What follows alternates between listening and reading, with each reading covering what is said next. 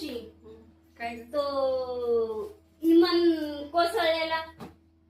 बाई 2 दिवस झाले त्याच बातम्या चालू आहे ग सारख्या टीव्हीवर. ऐकून ऐकून आहे ना असं मन असं खूप व्याकुळ होतं ग. किती लोक मेले. खूप लोक मेले बाई, आणि काही बिचाऱ्यांचा दोष नसताना मेले. पण आता काय हे आपत्कालीन अपघात असतात, अचानक काही होतं, माणसाचा ना भरोसाच नाही राहिला. कधी टीव्ही लावना की इथे ऍक्सिडेंट झाला, तिथं अपघात झाला, तिथं मारामाऱ्या झाल्या, यानं त्याला मारलं, त्यानं याला मारलं, हेच ऐकायला येतं. असं झुंडीच्या झुंडीनं माणसं मारतायत. माणसाचं जीवन इतकं क्षणभंगूर आहे ना.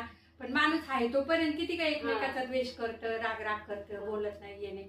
खरंच माणसांनी ना आता ह्या अशा घटना बघून ऐकून तरी कमीत कमी शिकलं पाहिजे की नको बाबा कुणाबद्दल, कारण माणूस आता आहे थोड्या वेळानं दिसत नाही.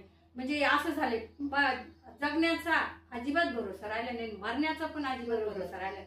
कधी कुणाला मरण येईल, कधी कोण आपल्यातून निघून जाईल सांगता येत. म्हणून सगळ्यांशी गोड राहावा, हसून सगळ्यांशी प्रेमाने राहा, आहे तो प्रत्येक क्षण जगून घ्या. राग द्वेष कोणाबद्दलचं मनात ठेवू नका, सगळं काढून टाका आणि स्वच्छ मनाने राहा आणि सगळ्यांशी प्रेमाने राहा. मला तरी असं वाटतं. आता मला ना त्या परवापासून जसं ते बातमी ऐकते ना सारखी टीव्हीवर, खूप कस तरी होतं.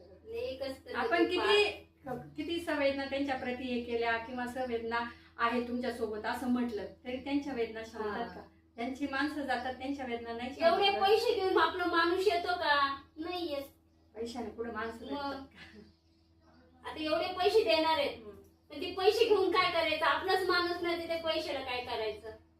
म्हणा सरकारचं काम असतं मदत देणं, हे करणं. सरकार त्याचं काम करतं, पण माणसांनी माणसाशी ना प्रेमानं राहावं असं मला वाटतं. बरोबर आहे.